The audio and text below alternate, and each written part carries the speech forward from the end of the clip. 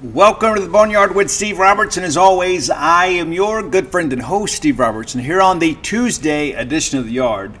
Had hoped to record yesterday. They kind of got away from me, had some events I had to attend, and I didn't want to rush the show. And then I got to thinking, you know what? If we beat LSU, and we did, how wonderful would it be to have a recap today of a huge win, probably the biggest win so far in the Sam Purcell era.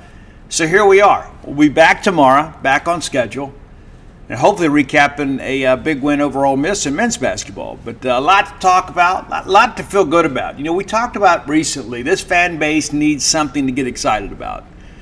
And we had some big wins, kind of down the stretch on the recruiting side of things on football. And so those were exciting moments. But there was still, a little bit of trepidation. We're like, hey, we didn't maybe do as much as we needed to in the portal.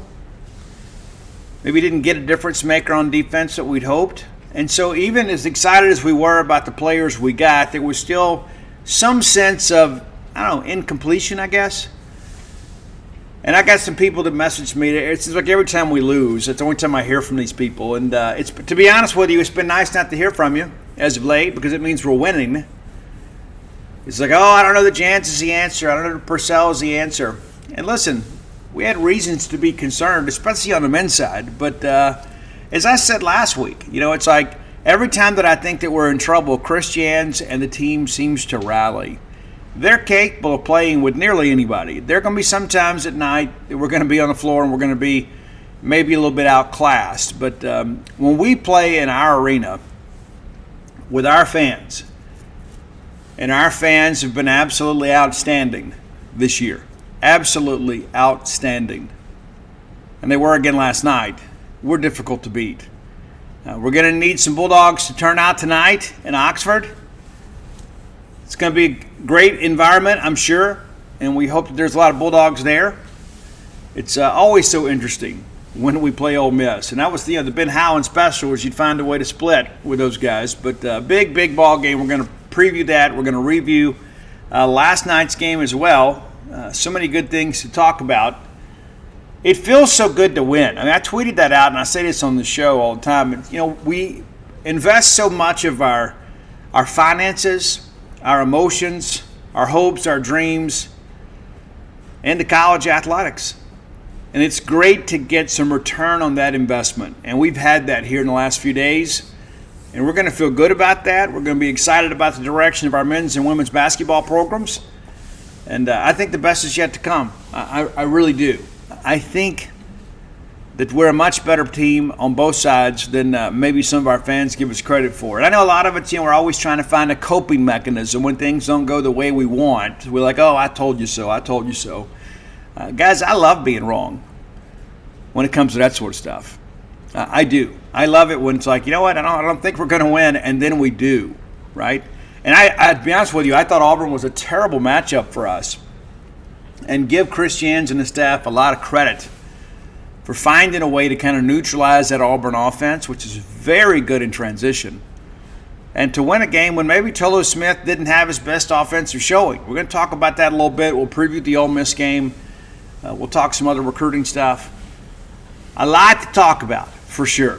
Let's thank our friends at Bulldog Burger Company, longtime sponsors of this show. I love Bulldog Burger Company, and the thing that I have found is that I get a particular craving every now and again, and it just leads me back in there because it's the only place that I can get those things.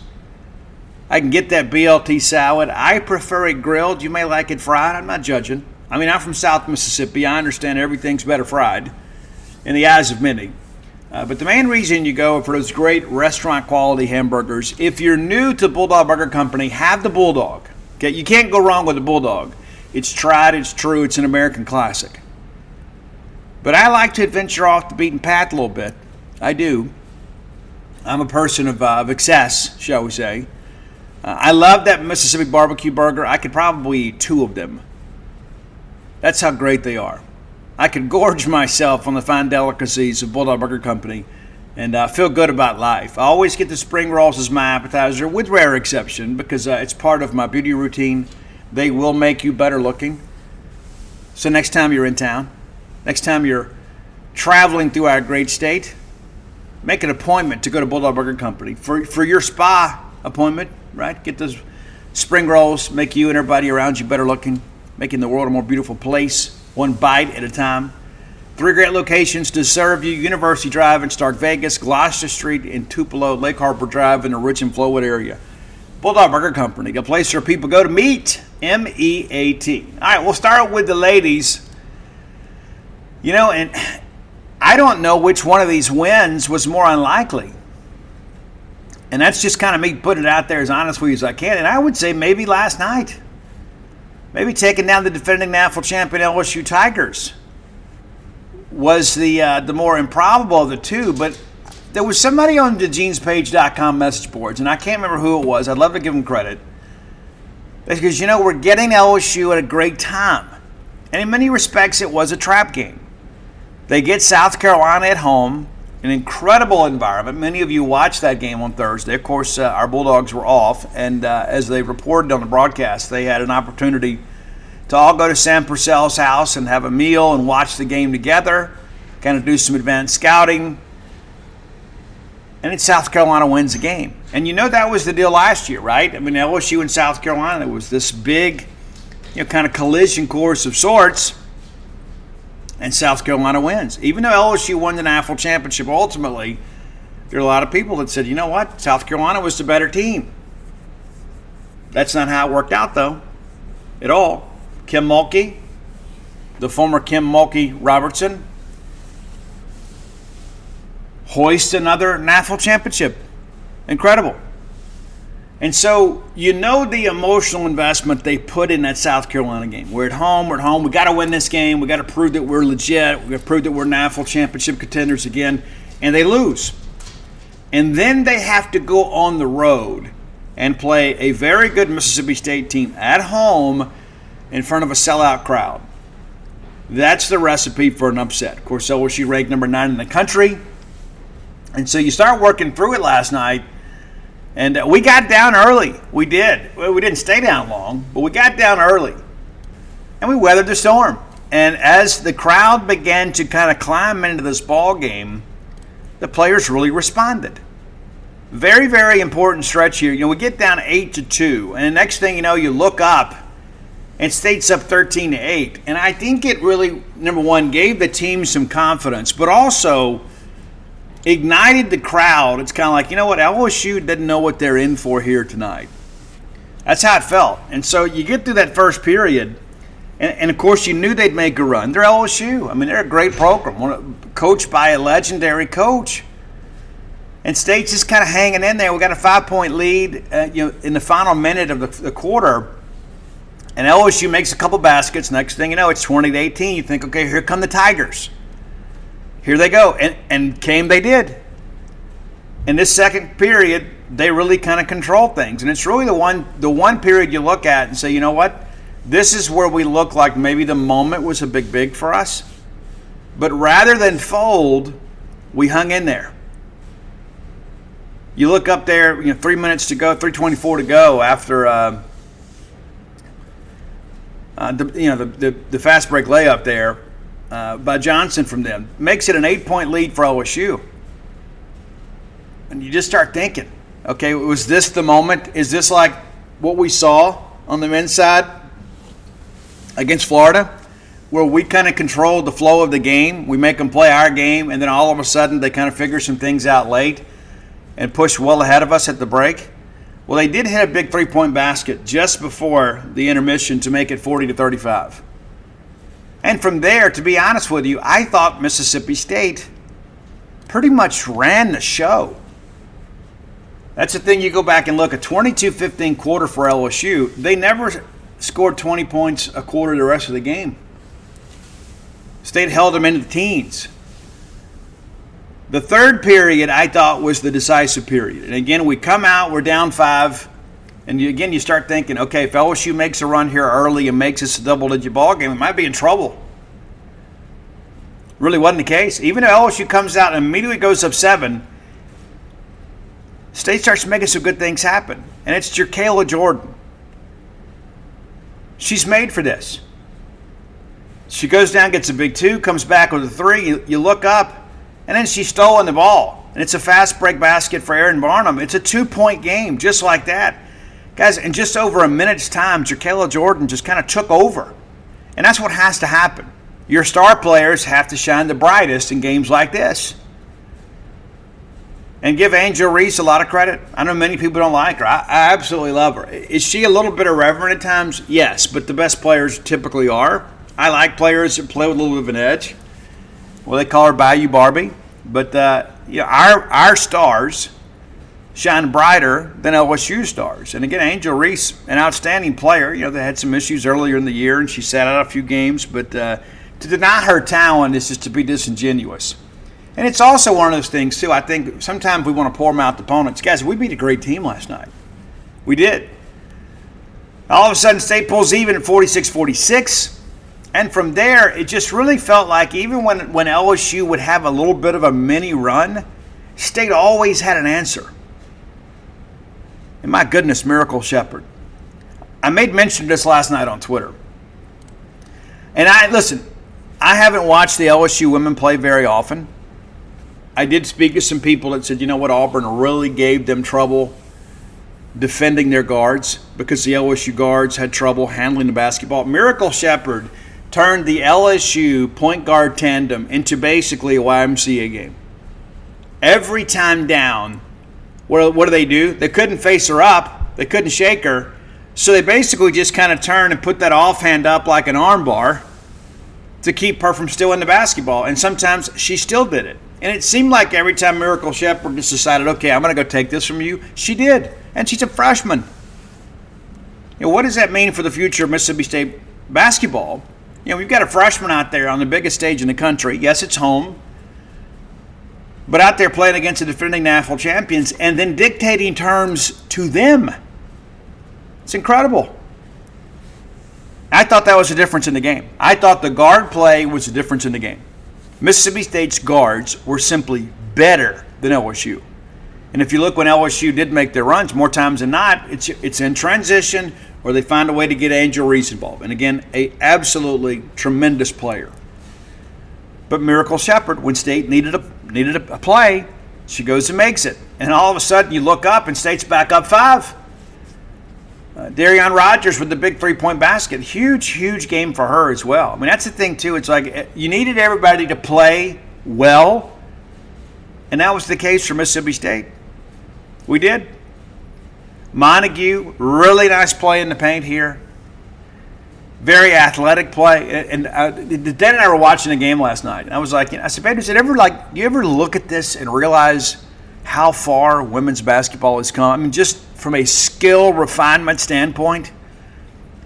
And I thought this play by Montague was evidence of that, right? I mean, women's basketball has come so far in the last 20 years. It's absolutely amazing. Not just Mississippi State basketball, but college women's basketball as a whole. It's one of the reasons you have all this craziness in March Madness. It used to always just be Tennessee and UConn. It'd always be the same teams because the biggest gap in all of college sports is between the haves and the have-nots in women's basketball. But when I see a player go out there and fake left and then come back right and then basically just kind of toss one up there smooth and easy off the glass and it goes in just like it was nothing,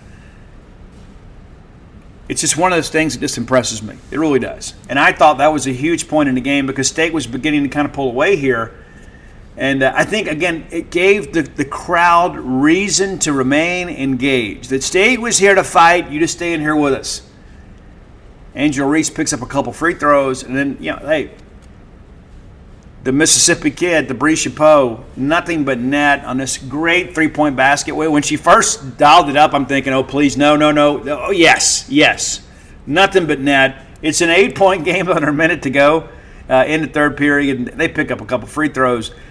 But to take a 6-point advantage into the fourth quarter at home in front of a sellout crowd, you started thinking LSU was in trouble. But LSU didn't go away. Give them credit. Again, this wasn't some fluky game, that all of a sudden Angel Reese gets in foul trouble. And that was the case at South Carolina, right? I mean, that was the difference in that ball game, in Baton Rouge, because when Angel Reese fouled out of the game, South Carolina exerted their dominance and took over down there. Well, we had to play against Angel Reese the entire way. She knocks in a couple free throws, and next thing you know, they steal a basket. He's like, okay, here goes the run. Here comes the LSU run. Can we absorb this? Well, we do. What do you know? It's Darian Rogers again with a big three-point basket to make it a 9-point game. And I turned to the wife then, and I said, you know what? This game is over. I don't know what the final score is going to be, but when things like this are happening for us, it's just simply our night. And I remember, I guess it was in the third period, with the shot clock winding down, we just have one of these little desperation heaves just to get it up on the rim, and it's nothing but net. It's like it just felt like it was simply our night. LSU cuts it back to 5 at 3:25, and it's a new year, which often means new resolutions. Many of you have said, you know what, this year I'm going to eat better. I'm going to be more efficient in what I do. I'm going to do my meal prep. We can make that so easy with you, with our friends with Factor. Factor's ready-to-eat meal delivery kits take the stress out of meal planning and sets you up for success in a new year. Skip all the long lines at grocery stores, all the prep work, the cooking fatigue. Instead, get chef-crafted, dietitian-approved meals delivered right to your door with over 35 meals to choose from each and every week. They include options like keto or calorie smart, vegan plus, veggie, and so much more. Over 50 weekly add-ons. You've got a ton of nutritious and flavorful options to kickstart your resolutions. So skip the overpriced takeout trap. Factor is cheaper and way more delicious in most cases than takeout. Get chef-crafted restaurant-quality meals delivered to your door. They're ready to heat and eat in just 2 minutes, which means more time for you to do all the other things you've got planned. Factor has everything I need for a week of flavorful, nutritious eats in addition to ready-to-eat meals. They got cold-pressed juices too, folks. Smoothies, energy bites, extra protein, veggie sides, and so much more to keep us energized during the frantic times in life. Head over to factormeals.com/boneyard50, and that 50 is significant. Use code boneyard50 to get 50% off. That's right. That's code boneyard50 at factormeals.com/boneyard50 to get 50% off. Make your resolutions count. 3-point game after an Angel Reese, really nice basket there with 2:12 to go. We needed to make a shot. We were having trouble getting stops. We needed to make a shot. And what do? With a minute 10 to go, Darian Rogers, another 3-point basket to make it a 6-point game. And you just kind of felt like then, unless State imploded here, LSU was in a world of trouble. A world of trouble. A 6-point game with 37 seconds to go. And you know, they're just trying to make this thing a game again. And give Kim Mulkey and their staff a lot of credit for trying to extend the game, but just State's simply too good. And we see it all the time, right? Late in ball games, you have got to step up to that free throw line and you got to make shots. And we did. Jordan did go 1 for 2 in one stretch, but then Darian Rogers pops up and makes 2 and takes it back out to a 6-point game with 23 seconds to go. And you just start thinking here, it's going to take a pretty unreal scenario here, kind of a miracle-type scenario for LSU to win. And what do you know? Michaela Williams knocks down a 3 from the top of the key there. It was just a great play. I mean, it really was. You just kind of tip your cap. If they miss there, it's already over. But they make the 3, and then they get a foul. And you just need Rogers to make 1, and she does. Makes it a 4-point game, 15 seconds. And you think, you know what, it's just not going to work out. But to give Williams credit, she goes down there, tries to initiate some contact, fires up a shot, and of course it's not there. And then it was celebration time in Stark Vegas. But man, what a great night and what a great effort from the team and from our fan base. I love our fans. I absolutely love our fans. There's a few out there I don't love as much as some others, but the reality of it is that there is a relationship here between fan base and program, fan base and players, fan base and coaches. And Sam Purcell goes out and knocks on doors and encourages people to come out. And our students were electric last night. I love our students. And, of course, I've got a son that's part of that. But the reality of it is the students are the lifeblood of Humphrey Coliseum. They get everybody going. They do. The decision to move them closer to the court, obviously the right one. I don't know. Listen, the crowd sounded pretty good on TV, but I've heard a lot of complaints about that and seen it's like, I don't know what's going on with our mics, but when you watch the replay on ESPN, it's like the crowd doesn't pick up. But I can tell you, it's a festive atmosphere. All right, looking back at our heroes last night, again, Angel Reese for LSU, 20 points. She played 37 minutes. And they gave her some breaks like just before the media timeouts, but 18 rebounds. So it's not like Angel Reese came to Starkville and just had an off game. She played exceptionally well. State just did a better job as a team. It's true. They had 4 players in double digits last night. I mean, so it's not like LSU just came up here and just had a bad night with tight rims. And that's important to note. Again, Mississippi State was just simply better. Looking at that, some of those quarter stats there. We talked about that great quarter for LSU in the second. They're 8 of 12 shooting, right at 67%. And then when State began to pull away there in the third period, it wasn't just the offensive production for State. They held LSU to 6 of 17. It wasn't like LSU just stopped shooting. It's just State was doing a better job contesting shots. And I really thought State did a great job on the glass. And then LSU 7 of 16 final in the final period there. They shoot 44%. That's a decent number. Of course, the difference is that third period. They didn't make shots in the third period. We did. Looking on the State side of things, Jerkayla Jordan, 24 points, 4 rebounds. State did a really good job of defending without fouling. That's been an issue for us at times. But last night, I thought they called it a little tight in the second period, and then kind of opened it up in the third. It was a little bit difficult to kind of figure out what was a foul and what wasn't. I thought there was some really ticky-tack calls on State there in the second. A couple of those and ones where it's just like the official was anticipating the call and blew the whistle without seeing contact. Or there was minimal contact, probably not enough worthy of a foul, but it was still a call. It was just 2 of those 3-point plays, and LSU converted them both, that I thought really were momentum changers.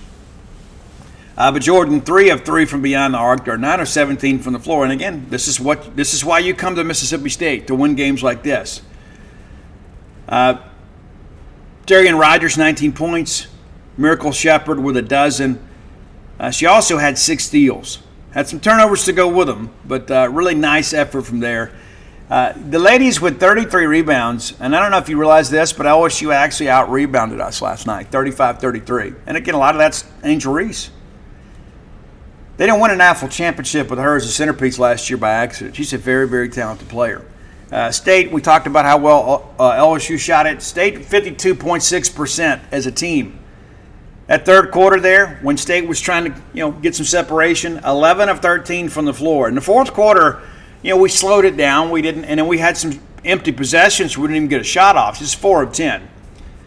The fewest shot attempts and fewest made baskets of the game happened in that fourth quarter. And again, you're playing tempo a little bit here. You're slowing things down when you have a lead. But we kind of got out of the flow of things. I think sometimes we did some things to kind of take ourselves out of it. But give LSU credit, too. They fought really hard until the very end. But State, 9 of 17 from beyond the arc. How about that? 53% from the three-point line. And that was really the difference in the game. LSU, 3 of 14. So State's perimeter shooting and perimeter defense just simply better than LSU. We didn't do a great job getting to the line until late. I mean, you look up there right before LSU has to foul. We had 5 free throw attempts. 5. We were 4 or 5 at the time. And, of course, they had to foul us late to kind of extend the game. But we go 8 of 13 from the line. LSU, much different scenario for them, 12 of 15. They were getting to the line with better regularity, and we weren't trying to foul there in the end. They were. But it was interesting. But 34 points in the paint for your Bulldogs, 48 for LSU. And, of course, a lot of that's got to do with Angel Reese. And she's a facilitator, too. I mean, she's not just some ball hog down there. Like, as soon as she gets it, she's going to shoot. She's just an elite player, really is. But State's bench, I thought, was a difference in the game in many respects, too. Just 6 bench points for LSU, 35 for Mississippi State. It took the team. An incredible game, one that most of us will not forget. Probably the biggest night at Humphrey Coliseum since we beat South Carolina. Well, I think we'd all agree with that. We had a big win over Tennessee last year, but the Tennessee team, not on this caliber of LSU, and certainly not the one when Asia and those ladies came to Humphrey Coliseum and Blair Schaefer hits the big 3 there from the corner. Again, that may have been the most exciting women's basketball game I've ever attended at Humphrey Coliseum. But this is one of those ones, right? This is one of those games you look at and say, you know what? That was a very, very special moment. And what a huge, huge win for Mississippi State. for Sam Purcell and for the Mississippi State family. 9,121 in attendance, the first sellout of the Sam Purcell era. I suspect there's going to be a few more. I think we all probably see it that way, don't we? It's just one of those things, man. It's like, again, I said it opening the show, it just feels so good to win. Especially when I think most of us, and not all of us, but most of us, were like, we're just asking a lot here. LSU last year absolutely destroyed us. They did. And there's a reason they won the national championship. Nothing fluky about that at all. And there was nothing fluky about our win last night. Just absolutely amazing. So let's look ahead for the ladies. I know many of you are probably like me. It's like, this is what that feels like, right? I mean, it reminds you of the Vic Schaefer era when you have a highly ranked team come to Starkville and there's a capacity crowd and then the team responds and wins. That's what it felt like. It felt like those SEC championship years under Vic Schaefer last night. And it's been a long time since we felt that. Let's be honest about that. We've had some good moments. We've had some things to be proud of. But we haven't had that big signature win. And now Sam Purcell has it. And really happy for him and his family. And, of course, everybody involved in Mississippi State basketball. Now, we're going to be at Kentucky Thursday. It's hard to believe January is already over. Yeah, it is. February 1st, Thursday, we're at Kentucky. We encourage all Bulldogs in the greater Lexington area to please turn out. This is a game that we should be able to win. And you start working through this thing and you start thinking, what state's won, 4 of the last 5. We talked about you taking the game 1 week at a time and you look at these quadrants and just spoke last week about how important it was, get Florida at Florida, a game we expected to win, LSU coming in, and you go to Kentucky, and then you've got A&M, and you start thinking about those 4. Hey, this is a very difficult stretch. Got 3 road games in 4 attempts. You got to at least get a split. Well, guess what? We've already got the split with 2 to play.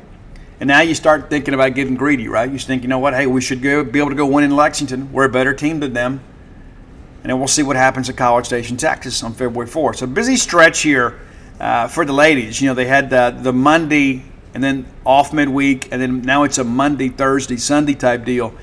So a lot of windshield time, a lot of flight time for the ladies. And Sam's got to do a good job kind of pulling them out of the clouds a little bit too. That's true too. But you hope that the confidence of the ball game and the win of last night continues to motivate this team. Real quickly here, let's look at the SEC standings because your ladies took a step forward last night. How cool is that? It's just one of those things like when you don't expect to win, but like your hope at times really exceeds your expectations, right? I think most of us expected to lose the game. We're hoping to be competitive. And then at the end of the day, you think, what? Maybe they come in here a little bit flat. They didn't, but they still went home in a loss. It's just one of those things you look at, and again, it's one of those moments where we're going to remember this one. And again, signature win for Sam Purcell and his staff. And really, really excited for everybody involved. So let's look at the schedule here. Things are going to get busy. We'll look at the standings first, and we'll get to the schedule, then we'll get to top 10 lists, and then we'll talk about the men. But, again, big win for Mississippi State last night on the women's side. You look up here, South Carolina, again, 19 wins in a row, 7-0 in the conference, and just a machine. Ole Miss and Tennessee are now tied at second in the SEC. Were you aware of that? I don't know if you remember, we have a win over Ole Miss. We do. But Ole Miss and Tennessee right there 5-2. LSU now 5-3. Vanderbilt, Mississippi State 4-3. Arkansas as well. Texas A&M 3-4. Alabama, Auburn 3-4. Florida, Kentucky at 2-5. Missouri's 2-6. Georgia's 1-6. And so again, now is a challenge. We talked about how important it was once we got through LSU, how the schedule would kind of ease up a little bit. We can't afford to ease up ourselves. But in many respects, we have kind of navigated through the more difficult part of our schedule. It's true. and picked up a big win last night that we weren't expecting. So now you begin to think about, hey, what's the trajectory of this team? Vanderbilt's kind of come back to earth a little bit here as of late. They've lost 2 games in a row. Now 4-3 in the conference and 17-4 overall. Would like to have another shot at them. But now you start thinking, if you want to start catching the teams ahead of you, you got to beat some teams ahead of you in the standings, but you can ill afford to lose teams behind you in the standings, and that's kind of where we are right now. You got to get fat while the food's being served, and that's where Mississippi State basketball is. Now you've got to take advantage of maybe a little bit of a break in the schedule. Again, you got Kentucky. You got to go to Kentucky. They're 9-12 overall. Been really good at home, though. 9-3 at home. All of their wins have come at home. So we're going to have to find a way. And we've taken some really good teams to Kentucky and come home with a loss, even during the Vic Schaefer era. And then you've got Georgia coming up, too. The next home game, of course, is against a Georgia team that is 10-10 overall, 1-6 in the conference. A&M, a very good team, and you got to go down there where they're 11-1. So a very important part of the schedule right now. You find a way to win these next 3 ball games, all of a sudden you begin to elevate yourself in the standings.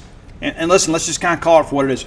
We're not catching South Carolina. We don't have any SEC championship aspirations this year. Didn't have them when the season started. We're not going to play our way into that. But if you start thinking now, what can we or could we play our way into a bye in the SEC tournament? And if you get into one of those 4 spots, obviously you feel like, hey, we're in a great position here not only to make the tournament, but to get a very good seed somewhere. Very, very important.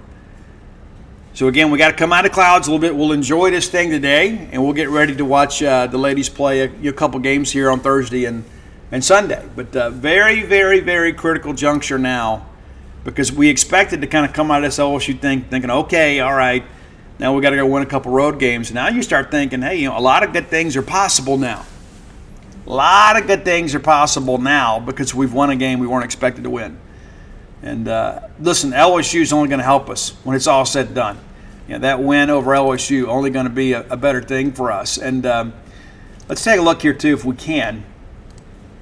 See if we can't look at a couple things of what the impact of last night's game was. State 29 in the net, according to the NCAA rankings, and that has not been updated in a couple of days, right? So you should expect some upward trajectory there. But let's check on our friend Warren Nolan. More times than not, Warren and those guys have real-time stuff. I know they do for baseball. And so according to Warren Nolan's deal right now, he has State 39th. But I don't know that that's been updated in the last 24 hours. So that's kind of where we are with all that stuff. But again, State in a very good position. Real quickly, we'll look at the schedule for the SEC this evening. And going to be some busy games. And it's so good for us to win, and we can watch the traffic kind of clear around us. Auburn wins last night, 67-49. I believe they won 3 in a row. Is that right? I believe that's correct.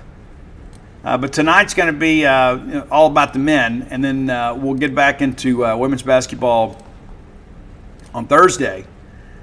Mississippi State at Kentucky, Tennessee at Georgia, Ole Miss at Vanderbilt, South Carolina at Auburn, and Alabama at Arkansas. And all those games matter to us, right? And it's one of those things, we just have to keep winning and then kind of wait for traffic to clear around us. But congratulations again to Sam Purcell and everybody that was in attendance and everybody that watched at home and everybody that wanted to be there and everybody that looked at this game and said, you know what? This is one of those program-defining moments in many respects, because there were so many of us that felt like after Vic Schaefer left, I said, the best may be behind us. And it may be. But I know this. I know that if we continue to recruit at the level that we're recruiting and that we play at the level that we're playing, we're going to be hanging some more banners in Humphrey Coliseum for the women. All right, time for today's Top 10 list. As always, brought to you by Close with Blair. That's C-L-O-S-E with Blair, BLAIR.com. Blair is a mortgage professional, 23 years of experience in the industry. Nobody stays in any industry for 20 plus years by accident. You got to be a closer. Thus, Close with Blair. That's who he is. It's what he is. He is a Bulldog through and through. has season tickets to multiple sports, a place here in Starkville. I like to keep business in the family when we can. And I hope that you do too. I hope that's an important part of things for you. When you get ready to do business or make a major transaction or purchase, that you consider doing business with a Mississippi State fan. That's how I feel. Blair will give you exemplary service. Recently made the move to Priority One Mortgage. He's a guy that's in demand. Everybody wants him working for them because of the fact that he gets things done. Give him a call or text today at 601-500-2344. Again, 601-500-2344. Again, closewithblair.com. All right, I've been in kind of a Leonard Skinner mood here as of late because I am a Mississippi kid. And so I thought, you know what, we've done so many Skinner things over the years. We've done a Skinner list. We've done a Gary Rossington list. We've done an Alan Collins list. I'm an Alan Collins fan. Gary Rossington was one of the coolest guys to ever take stage, man. But Alan Collins, man, you think about underappreciated musicians of our lifetime, he's one of them. Now, those of us that really love Leonard Skinner, you know what Alan Collins means to people. I've got an Alan Collins shirt. I wear it with pride. I remember wearing it one day over at Alabama for a baseball game and had multiple people come up to me and compliment me on my Alan Collins shirt. And so, yeah, you may see me wearing that from time to time. You may. But I thought, hey, what can we do to celebrate Skinner today? So I looked up some Leonard Skinner covers. I know you guys like the covers list too. Now, the first thing that I'll tell you is none of these are as good as the original. It's just not. There's some bands out there that just have a mystique about them. Leonard Skinner is one of them. And I'm not a big fan of the current lineup, and that's not to be disrespectful, but to me it's always about Ronnie Van Zant and about the majesty of all that, with Steve Gaines and so many great members of that band, now all passed on. But I want to celebrate Leonard Skinner today. So again, none of these covers are as good as the original, and also I didn't do a Freebird list. Song on this list. A lot of people have covered Freebird. Dolly Parton recently covered Freebird, did a great version, but we're not going to include Freebird because there's some songs in my mind you just don't mess with. There are just some songs out there that you just think, you know what, it's anthemic and you're never going to be able to improve upon it. And I'm hesitant at times to do some of these covers because of the fact that not everybody does a good rendition. However, I found some really good Skinner covers. Some of them I already knew. Some of them you already know. But there's some other ones that I think are new to you. Now, we're going to start with a band called Dillinger out of Memphis, Tennessee. They're a Southern rock band. I didn't know anything about them until I really sat down to do the research for this list. Their version of Whiskey Rock-a-Roller is great. And there are a few people that have covered it. I think their rendition is true to the original. Of course, they added some of their own stylings to it.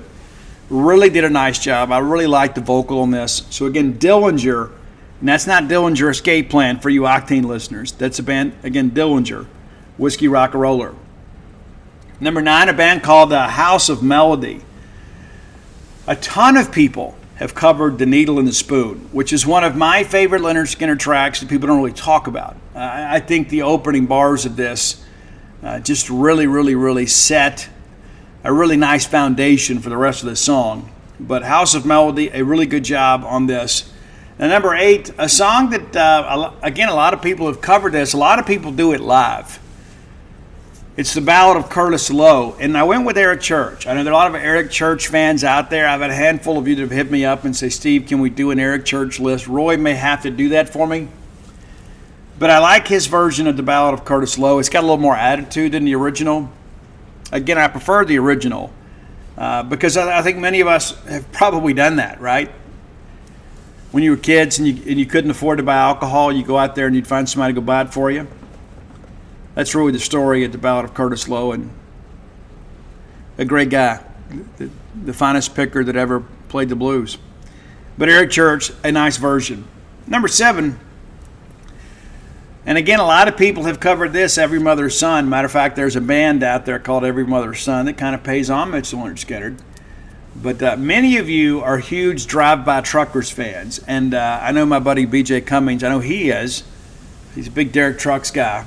And, of course, Derek Trucks, kind of royalty in many respects when it comes to modern Southern rock music. Their version of Every Mother's Son is very good. And in many ways, this is a bit of a protest song. It's about the war, Vietnam, things like that, about, mothers whose sons go out and fight for our freedom, which always affords us the opportunity to thank our servicemen and women around the world right now that are protecting our freedoms and our ability and our freedom to do what we want to do in life. And it's a job that I never wanted. And it's a very necessary job. And so we dedicate that one to all of you. All right, number 6 on your list is OAR. You familiar with those guys? They've had some hits, been performing for a long time. They do a great rendition of Don't Ask Me No Questions. Absolutely love that song, and there are a lot of days in my life that I feel just like that song. I'm the kind of person, when I'm home, I'm home. Like, I spend so much time on the road, I'm always engaged. Whether I'm, at an event or a book signing or covering a ball game, I'm always engaged. And so when I come home, I just kind of like to retreat. And that's kind of what Ronnie's talking about here. When I get home, I just, don't ask me no questions. I just want to be alone. Just want to have a chance to recreate and reset. But their version, really, really good. Number 5, a song that they routinely perform live, and maybe routinely is taking it a step too far. But some other Mississippi boys down there from Escatawpa, Mississippi, that attended Moss Point High School. It's Three Doors Down. I love their live version of That Smell. The song is written about Gary Rossington. Gary had got a new car, was drinking and driving, crashed it, really hurt himself, banged himself up, caused some delays in the Leonard Skinner schedule. But Three Doors Down's version is great, and it's not just Brad's vocal, which is great. The guitar on this is so true to the original. I mean, it's almost played in reverence to Leonard Skinner. So again, Three Doors Down's That Smell. That's your number 5 track. And number 4, one, it's a little bit of a surprise. I love the arrangement here. I'm a big fan of the song Mississippi Kid. Of course, that's from pronounced Leonard Skinner, because we're Mississippi kids, right? Absolutely love the attitude behind this song. There's a band out there called the Comancheros that did kind of a rockin' version of this, and they did change the early part of it to Kansas City. We're Alabama bound. They were Kansas City bound. I don't know what the correlation there. Maybe they're from Kansas. I don't know. But the rest of the song lyrically is true to the original. But a little bit of an edge to this one, because when you've heard that song before, I mean, it's really tuned down. They got the mandolin out and stuff, and there's not a lot to it from an instrumentation standpoint, but they really kind of ramp things up a little bit here. Again, it's the Comancheros, Mississippi Kid. You probably never expected to hear those phrases together. All right, number 3, Pat Travers.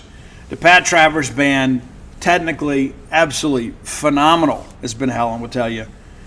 They did an amazing cover of Gimme Back My Bullets, and a lot of people have done that song. A lot of people have done Gimme Back My Bullets, and I love Leon Wilkinson's bass line on this. I think that's the signature part of the song. I think the Pat Travers Band really captured it.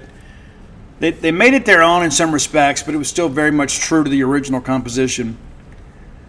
Gimme Back My Bullets, a phenomenal song. Absolutely phenomenal song from start to finish. All right, so we're down to the final 2, and most of you probably know what these 2 are. You just don't know what the order's going to be. But my number 2 comes from Metallica's Garage Inc. Of course, it's a covers album, and it really showed a different side to Metallica. And they did an incredible version of Tuesday's Gone. And a lot of people don't understand Tuesday is her name. It's her name. Most of us that follow the song know it's not just about another day off the calendar. Tuesday's gone. My baby's gone with the wind. I thought Metallica did a great job. I thought James Hetfield's vocal on this really added some elevation to the song. If you're unfamiliar with Garage Inc., I'd encourage you to go listen to it. Man, they're everywhere. I mean, they're all over the map with this album. Whiskey in a Jar, of course, from Thin Lizzy is on there. Turn the Page from Bob Seger.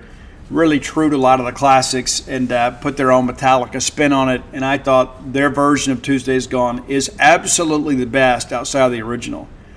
But number one, and if you know much about me, you're probably not surprised here, but it's a Shinedown's version of Simple Man. I do think at some parts in this song, Brent oversings it a little bit. But you may not know this. Jason Todd, of course, guitar player in Shinedown, no longer. Jason Todd had a chance to go see him at the jukebox down in Ocean Springs juke joint, some time ago with his other band. But Jason Todd was kicked out of Shinedown and was at one point married to Melody Van Zant, Ronnie Van Zant's daughter. And the Leonard Skinner Foundation and Ronnie Van Zant Foundation are very, very reluctant to license their music to just anybody.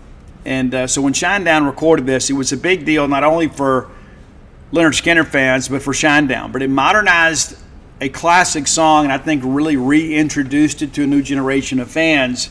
So it was great for Skinner. It was great for Shinedown. Their version, I think, is absolutely phenomenal. And for years, they played it live and they dedicated it to Dimebag Darrell. In the infancy of the Shinedown machine, they became friends with Darrell Abbott, Vinnie Abbott of Pantera, and eventually Damage Plan. And sadly, we've lost both of them. But they used to play this song every night and tell a little story about Dimebag Darrell, about how he had been so instrumental in their band, in their success, the early stages. He was a fan of the band and really wanted those guys to be close, and they were. And so more times than not, it'd be Zach Myers and Zach playing acoustically and Brent singing and the crowd singing along. And I've got video of that. I've sung along to that so many times. But Simple Man is one of those songs. It's in South Mississippi, it's just behind Amazing Grace. I mean, let's just kind of say it for what it is. It's just one of those songs that just kind of typifies kind of who we are as Southerners, especially people from South Mississippi. And so many lyrics in that track that are kind of words for living. Just forget your lust for the rich man's gold because all you need is in your soul. I mean, these things are true. And I think that's the reason the songs like that have become so timeless, is because there are some profound truths in the lyrics of this song that still resonate with people. There's a lot of songs that are kind of true to an era, but a song like Simple Man from Leonard Skinner is timeless. It absolutely is. And I think Shinedown was the perfect band to record that. And again, I think Brent kind of oversings it a little bit late in the song, but their version, especially from an instrumentation standpoint, is just absolutely superior to what anybody else has done since Leonard Skinner did it. And again, I say none of these are as good as the original. Some of them are different, some of them are interesting. But listen, I'm a Southerner, I'm a Mississippian, and I am proud to be from Mississippi, proud to be from the 601 area code. I live in the 662 now, proud to be here too. But there's a value system, in the South. We look after each other. We do. And I remember being a kid. I was thinking about this just yesterday. It's amazing the stuff you remember. Like when I was a kid, we didn't call the law. Like if there was ever a dispute or a problem, you didn't call the law. Like nowadays, that's the big thing. I mean, people call the cops because somebody's, looks menacing or whatever. But where I was from, you just kind of took care of yourself and you helped take care of your neighbors. That's just what everybody did. And the last thing you did was go call the law, because you just felt like you could settle things without, bloodshed or whatever. And sometimes it was necessary for us to throw hands. And when it was all over and done with, you shook hands and you walked away. It's true. I think nowadays there are a lot of young people, as my friends back home would say, and I won't use the exact language, but there are a lot of people today that are too proud to tote a butt whooping. That's kind of how it was growing up in the South. It's like, sometimes you're going to trade paint with somebody, literally and maybe figuratively, and you got to handle it. But, you live to fight another day. Nowadays it's like, somebody gets the best of them, we got to go get a gun. So lots changed, really has. But there was some honor among all that stuff, and I couldn't wait to move back to Mississippi, and I'm here for the duration. That's just kind of how I feel. And, maybe you feel the same way. And that's why when things like when Mississippi State wins a big ball game, because Mississippi State really more typifies the values in Mississippi that I identify with. We're blue-collar people. We're hardworking people. We're people, of course, of character. There are a lot of other things that happen in our state that don't really jive with our value system. It's true. It's just kind of how it is. But I've got respect, for my neighbors and for all of you that are out there working hard, just trying to make a better life for yourself and your family and your kids. I remember being a kid, man. I think I've shared this with you guys before, but I'll share it again. It's worth telling again. And I wrote about this in When the Bottom Falls briefly. But my grandmother, Margaret Jo Selman, she was Margaret Jo Barber, and her dad was A.J. Barber. He was a minister, and he also ran the service department at the Ford dealership in Columbia, Mississippi. And she married my grandfather, Warren Selman, who was a minister as well. But my grandma Selman was the strongest woman I've ever known. And that's not lip service. That's just the reality of life. And she was so instrumental in my life as a young person. Because after my parents got divorced, me and my brother lived with my grandparents. And Mom was there too. But my grandmother basically raised me in many respects. And I remember being a kid when my grandfather had taken some shifts down at Ingalls Shipyard.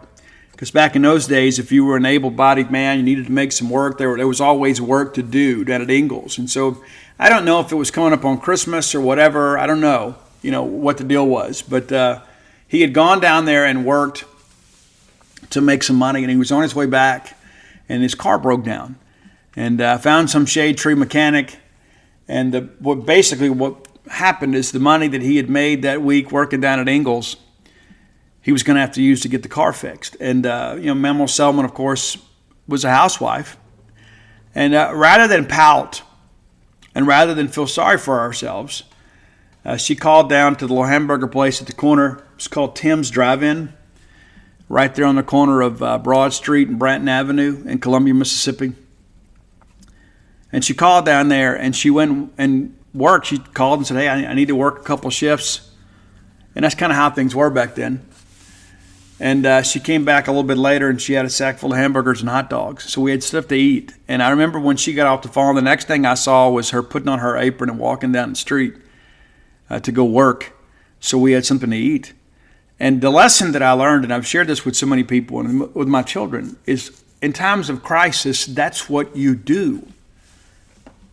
You go to work. You don't sit around and feel sorry for yourself. You don't go get on Facebook and talk about, oh, woe is me. Let's go set up a GoFundMe. No, you go tie your apron strings on and you go to work.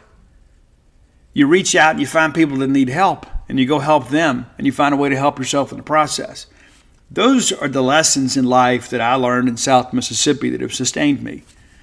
It's just, even working with Gene all these years, it's just like, Gene's retired now, but I remember if things would pop up or whatever, we'd have new competition in the marketplace or, maybe things weren't going good with one of our teams on the field and we were worried about views or subscriptions or whatever.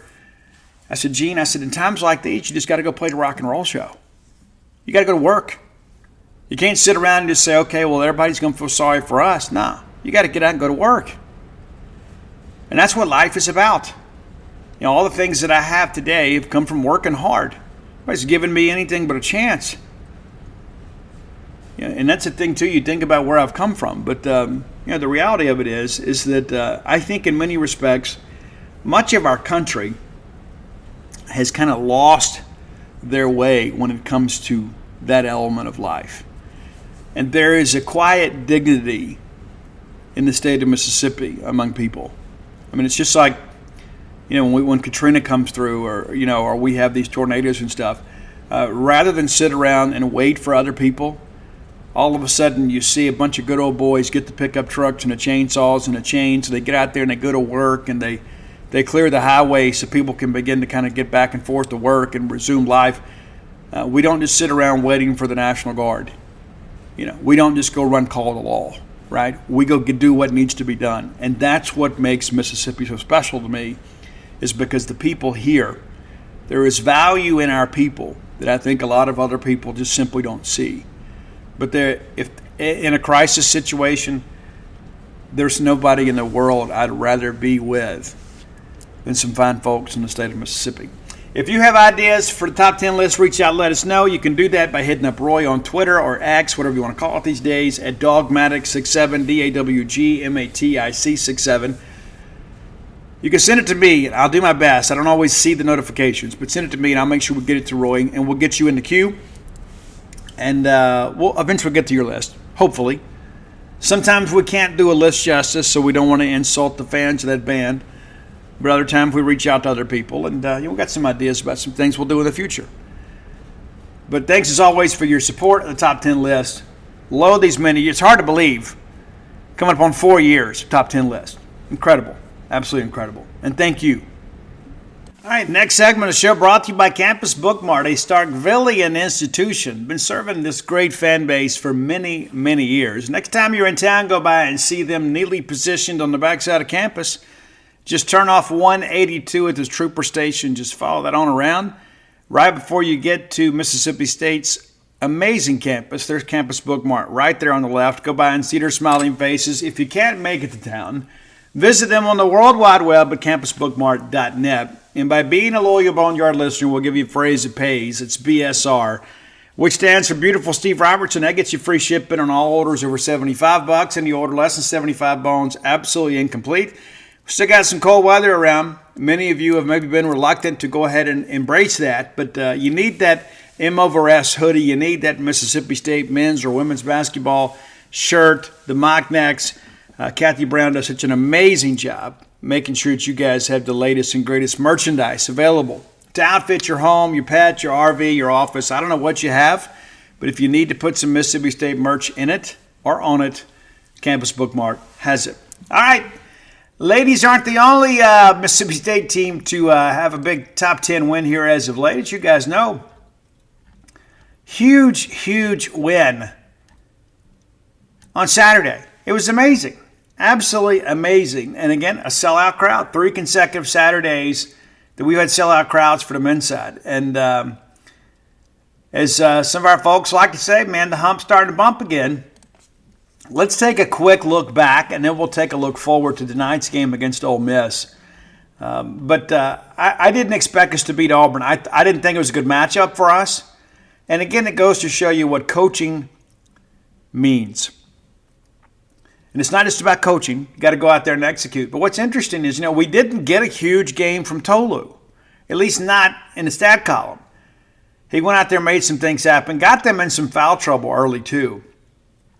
Tolu is a handful. I mean, it really is.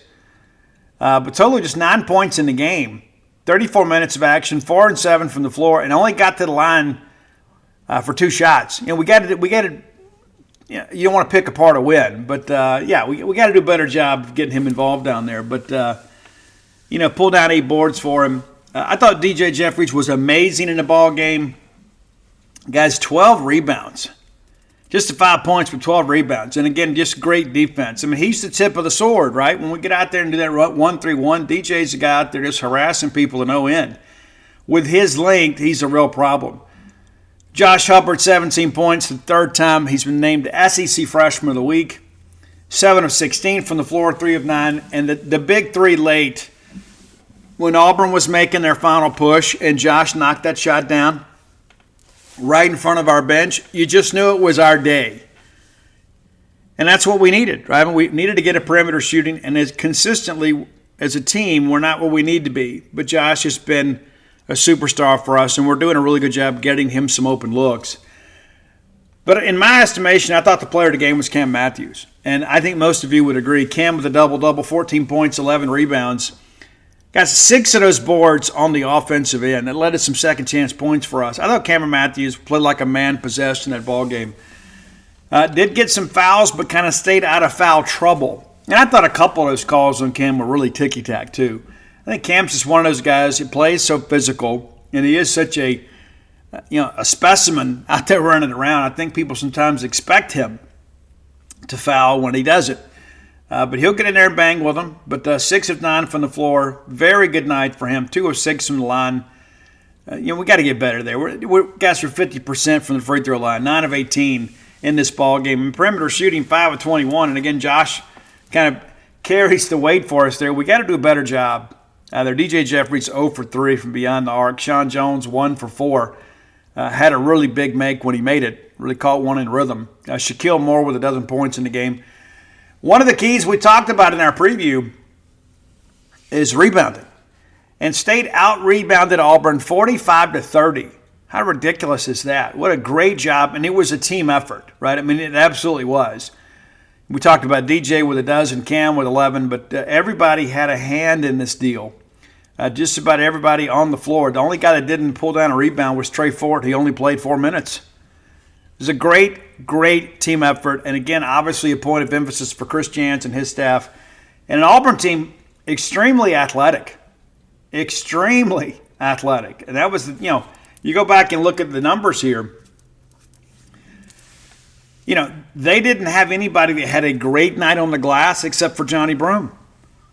And Johnny really kind of carried the weight for them in every aspect. 14 points, played 34 minutes, played more minutes than anybody, scored more points than anybody. He did his best to keep them in this ball game, but there were sometimes it kind of felt like we were going to run away with this thing. It was even at the break at 21, and I remember hearing that it was the lowest point total for both teams in the first half all year. That's a good thing for Mississippi State. We made Auburn play our game, play our tempo, our style of play. And you got to come to Humphrey Coliseum and then try to beat us at our game. Yeah, we'll pack a lunch. State wins the second half by 6 points, 43-37, and ultimately the game is 64-58. State now 14-6 overall, 3-4 in the league. Auburn drops to 16-4 and 5-2 in the league. But a huge, huge, huge win for your Bulldogs. There's really no ifs, ands, or buts about it. I think most of us expected to lose that game. I did. And when you look up, all of a sudden, in midway through the first half, you're thinking, okay, Auburn's going to make a run. They really never did. And every time they did, State was able to answer. And then we were even at the half. It just kind of felt like, if we can survive these first 5 minutes here, you got a chance.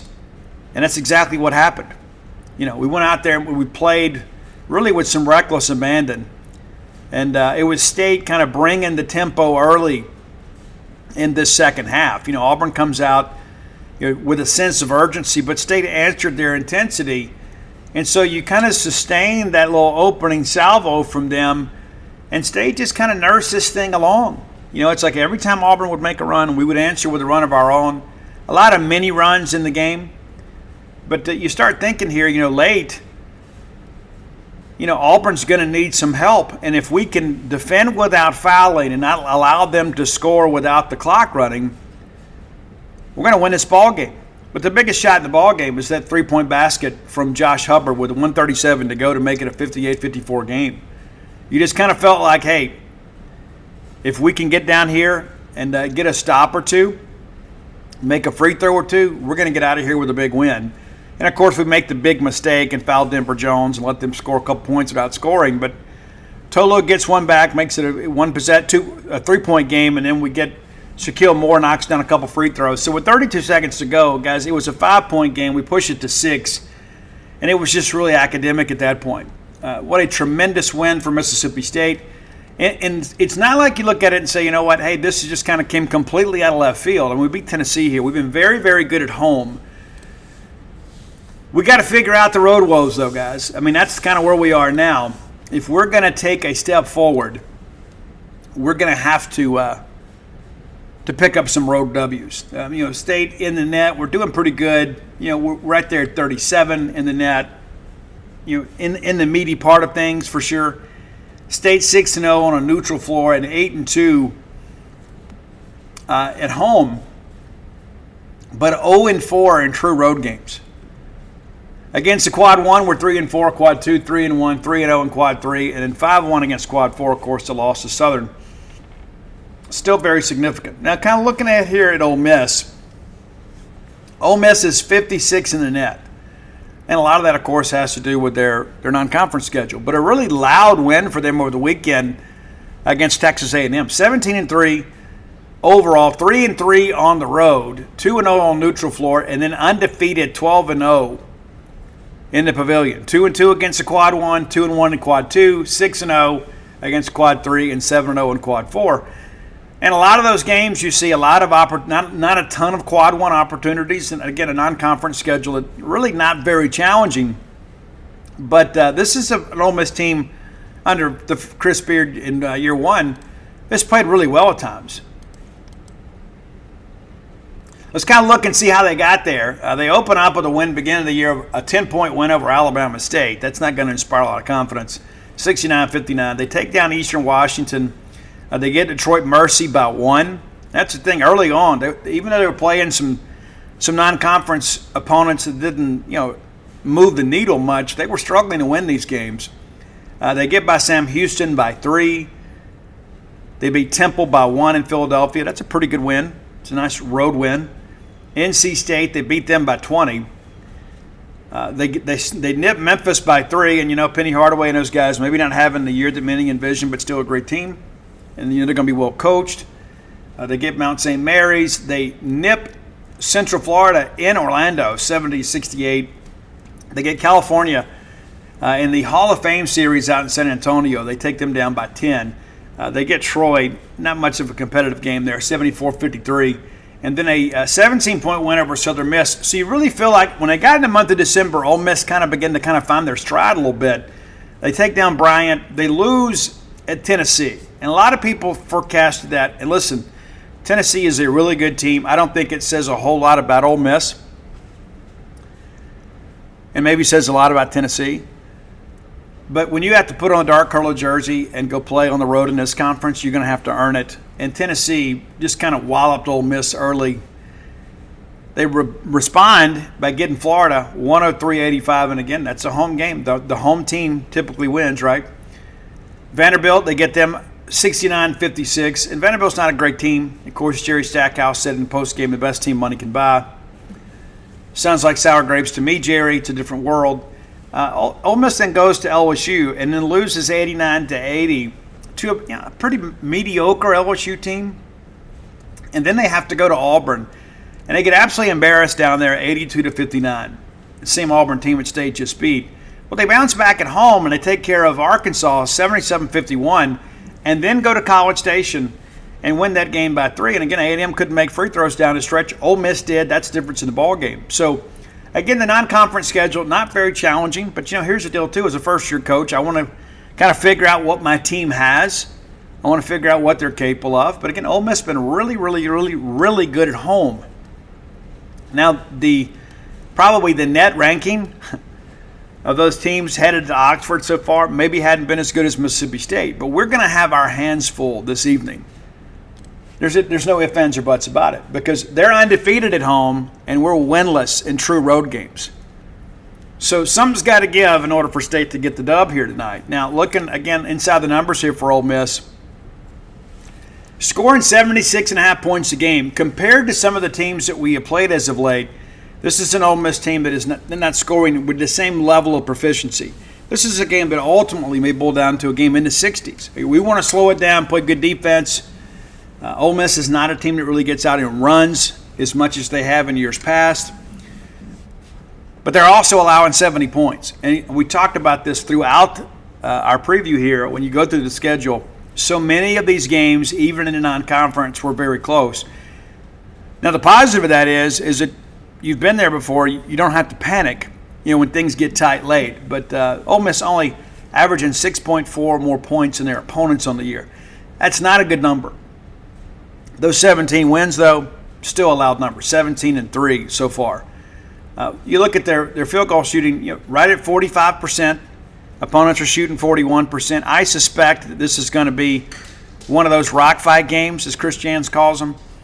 It's going to be about hustle plays. It's going to be about rebounding, second chance points. It's not going to be an offensive masterpiece for either team, in my expectations. 3-point shooting, Ole Miss shooting 38%. They're allowing 31%, making 7.6 per game, allowing 7.1. And so these numbers are pretty consistent up and down. It's like you look at this and you say, okay, they're basically playing to the level of their competition more times than not. And you look at those wins and you say, you know what, hey, they're finding a way to win even without really doing anything exceptionally well. They're just not doing anything exceptionally poorly either. It's not scoring the way that they would hope, but they're still finding a way to win. Late rebounding, they've been out-rebounded despite the level of competition. This is where I think State needs to kind of exert their influence here, especially on the interior. You got to stay out of foul trouble. But Ole Miss averaging 35.2 rebounds a game, Their opponent's 36.9. So it's a negative 1.7. They're being out-rebounded on the season 738 at 704. State just out-rebounded a very athletic Auburn team by 15. An Auburn team that absolutely crushed Ole Miss. Granted, that game was on the Plains, but that's one thing you look at right now. State's got to win on the glass. Period. On the assist side of things, they are playing pretty good team basketball, handing out 15.4 assists, only allowing 13.4. They do turn it over a little bit, but they are forcing more turnovers than they commit. They turn it over 10.5 times a game, and they're forcing just over 13 turnovers. Points off turnovers, Ole Miss has been fairly optimistic here. 16.6 points a game, allowing 10.5. 172 steals, they've allowed 135. 126 on the blocks compared to 60. That's a pretty gaudy number in many respects when you look at the ratio, right? When you look at the comparison that they're not forcing shots inside, but they are blocking some shots inside, kind of 2-to-1 there. Look at some individual numbers here. And it's a new-look team.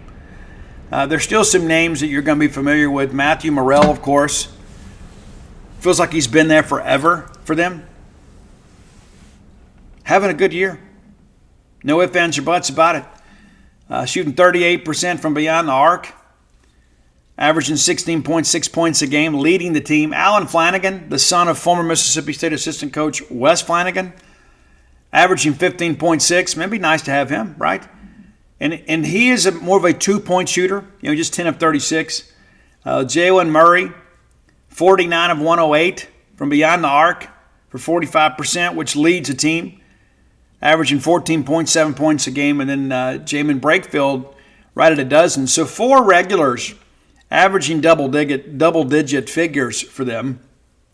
So it's a pretty balanced lineup, but it's not like playing Troy State years ago where they just line up and bomb you for 3 and then just kind of hope for the best. They are a team that can play some in the half court. They are a team, obviously, that shares the basketball fairly well.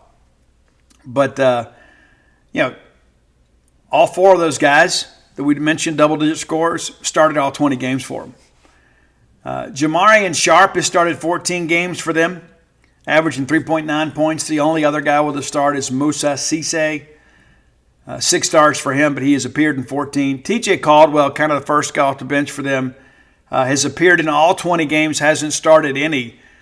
But 35% free throw shooter, and a guy that's averaging about a half dozen points a game. So not necessarily a deep team. This is a team that plays a lot of minutes with their starters, but they've got a pretty good rotation at this point. And again, I think we're going to have our hands full. Are we capable of winning this game? Absolutely. As a matter of fact, I expect to win the game. But if we go up there and we get out-rebounded and we don't play with the same tenacity we did against Auburn, we're going to get beat. I don't think this Ole Miss team has the offensive firepower that maybe some teams have in the past. And they've kind of tried to rebuild this thing through the portal, as you'd expect, which is kind of where we are now in college athletics, especially in basketball. But yeah, I like State's chances in this ball game, and it would mean an awful lot to us.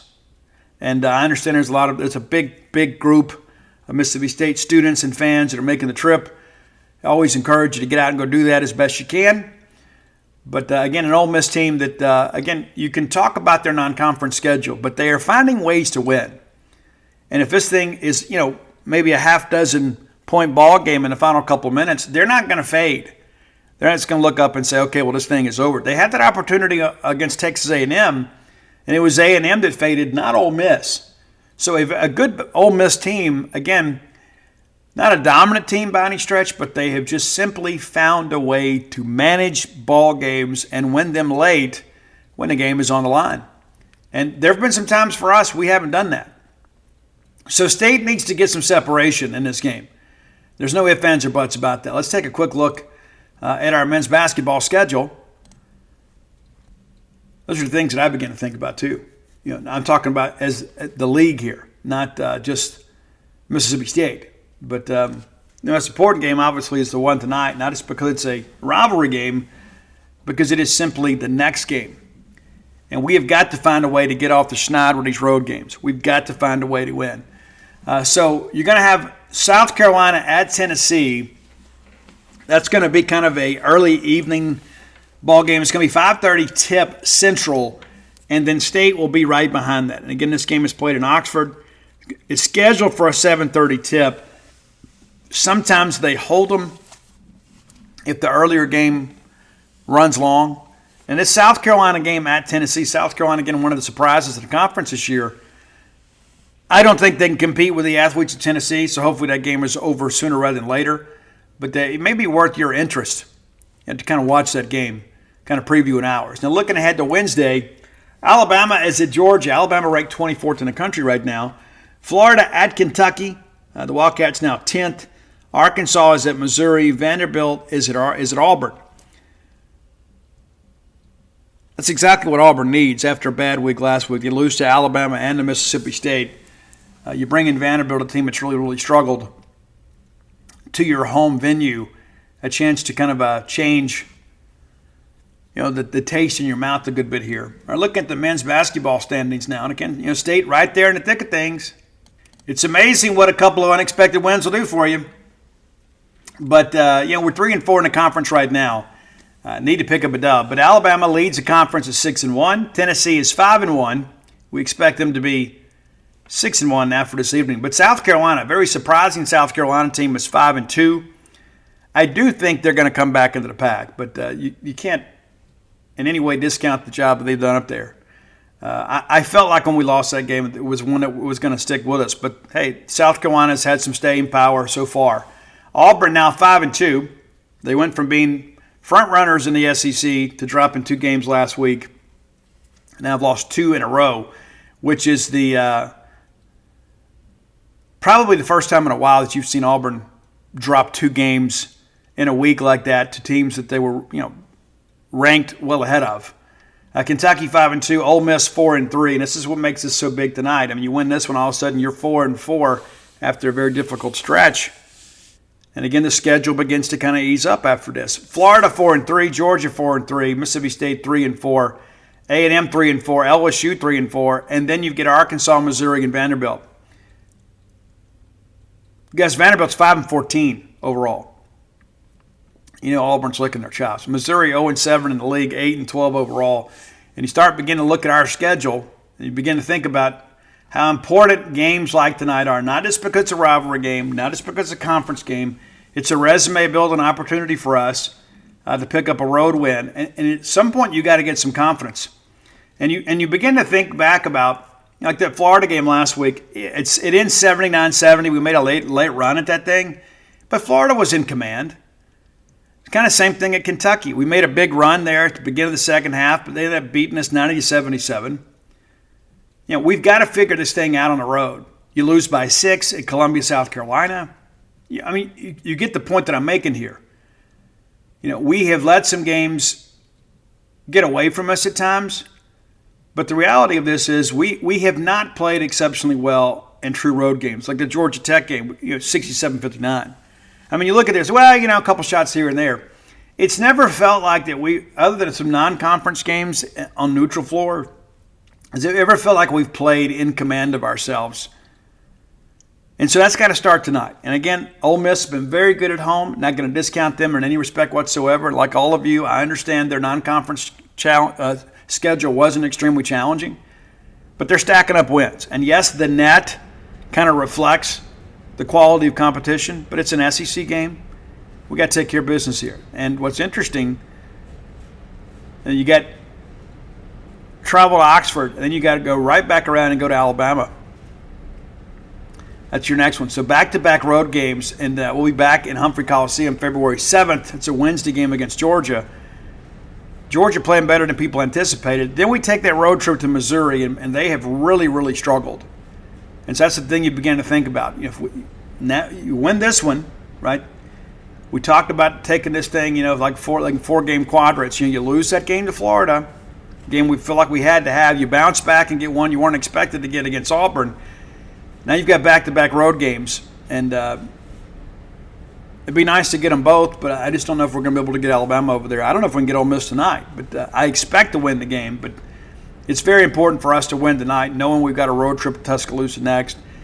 And again, the latter part of this schedule really kind of eases up for us, with the exception of the fact that you get Kentucky and LSU again. Kentucky and Auburn again. We got to go to the Plains over there. But you do get one more shot at South Carolina, and I'm interested to see what we'll look like and what they'll look like at that point. But that's kind of shaping up to be a ball game that's very important for Mississippi State. But this thing's going to be over before you know it. Guys, it's already the end of January. But I think State's going to win tonight. I think if State can stay out of foul trouble and State can go down there and win the rebounding battle, and they should, I think State's going to win this ball game. All right, final segment of the show brought to you by the Stark Vegas Clubhouse. Just Google Stark Vegas Clubhouse, and you can see all the pictures from their Facebook page. Everything just comes up. Stark Vegas Clubhouse is the place to stay when you're bringing a large group to Starkville. Whether it's a work crew, whether you're just kind of bouncing around the Golden Triangle, maybe it's a staycation. I don't know what you want to do. Maybe you bring everybody in for a ball game weekend. Listen, rather than go out and rent 5 hotel rooms, just rent the Stark Vegas Clubhouse. It's a house, right? It's the former clubhouse on the old country club. Just 5 minutes from the Mississippi State campus. You can buy some groceries. You can cook. It's not to say you shouldn't get out and go enjoy some dining while you're here, but it makes it a little more affordable when you can stay under one roof and everybody can just dine together. And then you don't have that stranger just kind of interloping into your events when you're down in the lobby or you're in the lounge there enjoying an adult beverage. You can just stock the fridge there at the Stark Vegas Clubhouse with all the adult beverages or Diet Cokes or flavored waters, whatever you want. Now, when you Google, you're going to have the option to book through Airbnb or VRBO or the Evolve website. It's up to you. It is. But if you book through the Evolve website, we can save you some money with promo code BSR10. That gets you 10% off your stay. Again, you could pay more, but why would you want to? 10% off through the Evolve website. Stark Vegas Clubhouse doing an amazing job. I had some friends stay there a while back. They loved it. They loved the fact that they had the communal areas where they can kind of all get together and congregate and work and recreate. And you got that big porch out back. You can sit out there, just kind of enjoy taking in the countryside and also to that great fire pit area. Also a wet bar. Yeah, how cool is that? Whatever you need, available to you at the Stark Vegas Clubhouse. All right, let's talk a little recruiting before we get out of here in the final few minutes we have. Recruiting rankings are all kind of coming in now. State currently ranked 33rd overall. We hope to get in the top 30. It doesn't look like it's going to happen unless we get some big transfers late. I'm not holding my breath on that. But now with 30 enrollees, 15 from the high school ranks and then 15 from the transfer ranks. Now, the players that you have left, there have been 8 that have signed. One of those, San Frisco McGee, not officially announced yet. He's doing a signing day ceremony on February 7th with his teammates. He'll be officially announced then. He's not an early enrollment guy anyway. But so you have McGee and then Terrence Hibbler, TJ Lockhart, Fred Clark, both of Winona, Xavier Gayton, Ja'Cory Whited, Jatavius Johnson, and Ricky Johnson all on track to enroll after their May graduations. So a ton of guys already. It's a 38-man class, and 30 of these are enrolled in class and will take part in spring classes, off-season conditioning workouts, and, of course, spring practice. Bit of a surprise in many respects, Stonka Burnside. We were told that he was trending towards making it. And that's the thing, too. You go back to around November, and people are like, you know what, Steve, nah, he's going to be a May graduate. Give Stonka Burnside a lot of credit. He told the people at the Under Armour game he's going to be an early enrollment guy. It went down to the wire, but they got it done. He got the work done, which says a lot about him, says a lot about his mother, says a lot about the people at Starkville High School that worked with him to ensure he had the opportunities to graduate early, and now he's here. And you begin to think about this wide receiver room and how invaluable spring practice is for them. It's a new offense. Chad Bumpus's tutelage will be available to them. So rather than having to kind of figure it out in fall camp, these guys are going to know the terminology. They're going to understand the concepts of the offense, which really, I think, gives this program and this team a running start. That's an important aspect of this. You got the bulk of your newcomers on campus for spring practice. And again, a handful of those guys, mainly on defense, right? I mean, outside of Frisco, most of these guys that are coming in going to be some defensive guys. I guess running the numbers here, probably a little more on the offensive side. But Hibbler, Lockhart, and Clark, I don't know how much we're expecting them to play this year. But I like the class. I think we're a difference maker or two short on the defensive side of the football, and hopefully we can get that here in the weeks to come with the NCAA transfer portal. It's so difficult once school starts to try to navigate through all that. But that's kind of where things stand with the 2024 class. Now, 2025, as you guys know, guys, we're off to a really good start. Got 3 commitments right now. There's a couple other guys that I believe would commit if we pushed. But when you begin to kind of look at this thing, there's some guys out there, especially on the offensive line, it's probably best if we take our time here. Take our time and kind of make sure that this is the guy we want. Maybe take the spring evaluation period, and I don't know if you don't wait to even get in camp and then kind of see how things go. Akeelan Deere, running back out of Quitman, Mississippi, was on campus last weekend. Mississippi State, one of, if not his first offer. Loves Mississippi State. Will go through the process. A highly recruited guy. He's probably another guy, too, that will add more options after the spring evaluation period. I think he is clearing away the number 1 running back in the state of Mississippi. And we're actually going to have, I think, maybe 3 or 4 Division I guys this year at the running back position that'll play running back. A lot of times in high school, you want to target these running back guys just because of the fact so many of them are just the great athletes. And so on the high school level, they're given the football to allow them to make a bigger impact on the game. But I think Akeelan Deere is easily the number 1 running back. State is very much in the mix with him. I'm not going to say that State leads. Not ready to say that. But certainly a very talented player that State's involved with. Now, Caleb Cunningham recently announced his top 12. And a lot of people are like, yeah, but Steve, guys, Mississippi State is a team to beat for Caleb Cunningham. I'm not going to sit here and say the hay's in the barn. But State is in a really good position. Chad Bumpus has done a great job. Jeff Lebby's done a great job. J.J. Harrell and Stonka Burnside have done a great job trying to make him feel like, hey, you're part of this. We want you to be a part of this. He's just down the road in Ackerman at Choctaw County High School. A lot of people close to him want him to stay close to home. Tennessee and LSU have both made some really nice impressions on him. But as it stands today, Mississippi State is the team I expect to see everybody else chase. Now, one of the most important things for us is we're going to have to win some games. We've got to go out there and show kids like Caleb Cunningham, hey, you're not going to come waste your career here at Mississippi State. You're going to be part of something special. And I think the fact that he has the ability to do it close to friends and family is very important. Now, Anson Lewis out of Columbia High School, that's right, the Columbia High School, my alma mater, as well as Walter and Eddie Payton. We do big things in Marion County. Anson Lewis is a guy, too, that's got a ton of offers, and a guy, too, that helped Columbia High School reach the state championship game last year. They just didn't have enough against Louisville. But I think Anson Lewis is a guy, too, that is the cusp of his recruitment is pretty sharp. He is a guy that I think is going to add more options, and it'd be great if you could get him. I do know State's made a good impression with him. I do get the sense right now, though, that he's probably looking out of state. Micah Jones, tight end out of Madison Central. I absolutely love this kid. I don't think he's evaluated properly just yet. I think he's a true tight end. You could flex him out a little bit. He could play also some attached tight end. Great size, 6'5", 225. Incredible athlete.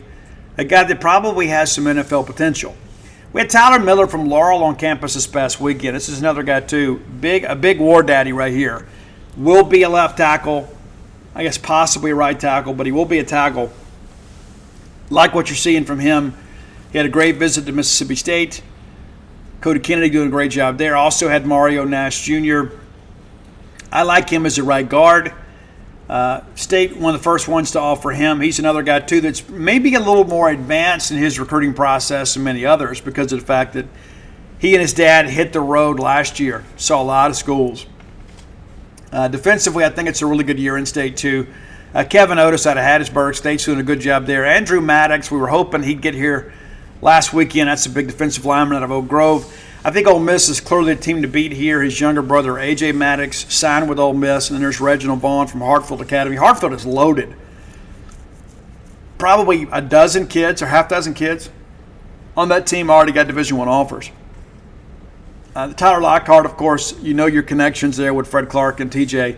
You feel like this is simply a matter of time. I love Cortez Thomas from Holmes County. Had a chance to see him play against Indianola Gentry this year. They're absolutely loaded on defense with Holmes County, and State appears to be in a really good position with him. Jacoby Hobson, the younger brother of Janoris Hobson, probably going to be a linebacker. Recently took a visit to Arkansas. I think we're going to have to work hard to get him. I'm not exactly sure how the Hobson family feels about Mississippi State after Janoris leaving. I'm not going to sit here and say there was some negativity because I don't know that. But that's just always something you kind of on the horizon you have to consider. And of course, Kamario Taylor has made multiple visits to Mississippi State. He is your quarterback. You like him on campus as much as possible. Love this kid's game. I think he elevates us in many respects. And there's Jalen Parnell out of Pascagoula. He likes State, but I think he's a guy, too, that you got to watch Ole Miss with.